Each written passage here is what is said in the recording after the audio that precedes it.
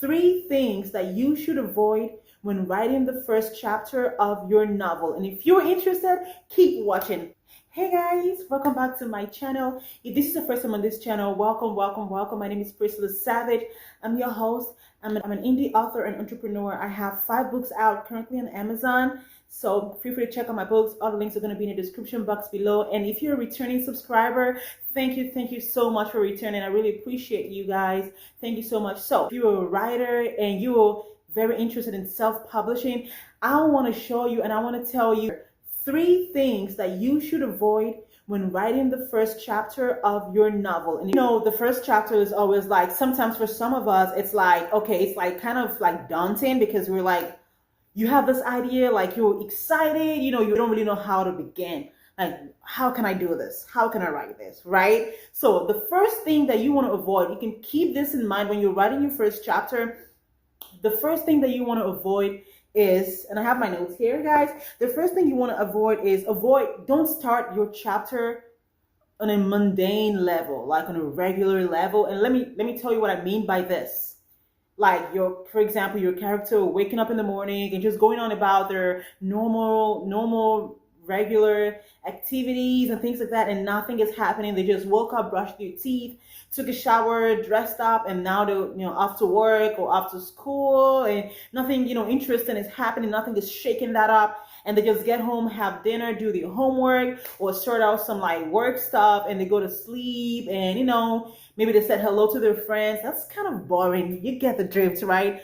Do not start your chapter that way. Instead, you want to make sure that you introduce something, some kind of some disruption, right? Introduce something in your in your character's day. Say maybe like an accident happened, and a woman just like rushed into the office, right? And like, whoa. And then your character is like, maybe this is their company, and they their assistant or the secretary called them downstairs, like, okay, there's this woman, she's acting crazy. And you were like, what? And you have a meeting in the next like 15-20 minutes. That's like a disruption. That's more interesting than your character just like going to the office, having their meeting, and coming home and doing that and repeating that again. Maybe they go see their parents or whatever. Introduce a disruption. Introduce a disruption in their day, and that'll make your first chapter more engaging, more captivating. It's gonna make your reader want to read on, like, okay, I want to know what's going on. Who's this crazy woman, right? So that's the first thing. And so, guys, before I forget, I have a free list, a free checklist of, for writing and publishing your book. If you want that free list? Comment below, checklist, please, and I will send you the direct link to go download for free my list of just writing and publishing your novel.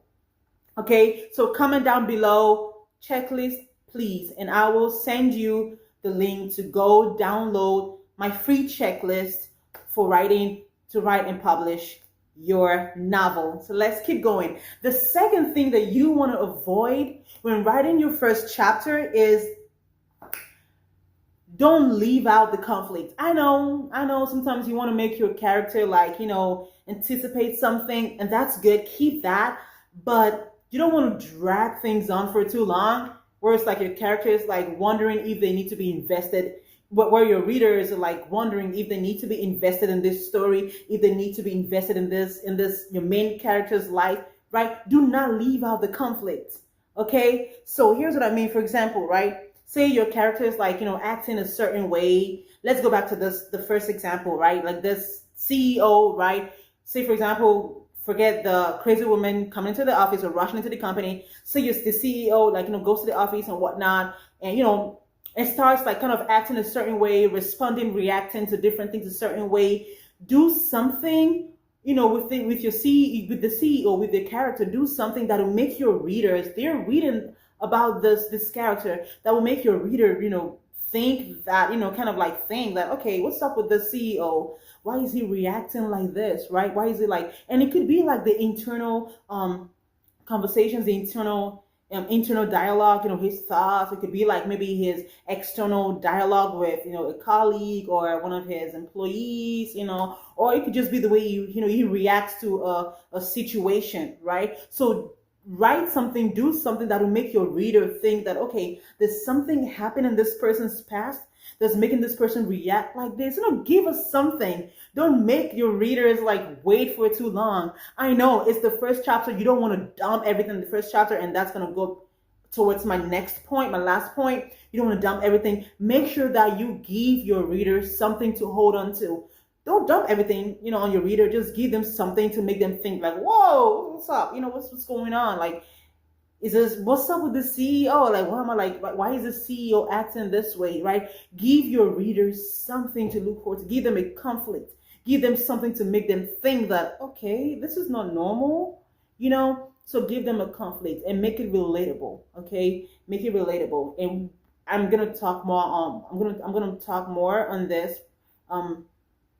Just being like relatable and things like that. I'm going to talk more about that later on. So give them something for your readers to like look forward to. So introduce the conflict, okay? Do not leave out the conflict, okay? Third thing that you want to avoid when writing your first chapter is do not give too much information. Do not do this info dumping thing on your first chapter. Yes, I know the previous thing that I mentioned was introduce the conflicts. You can do that. You can introduce the conflict without dumping too much information on your reader.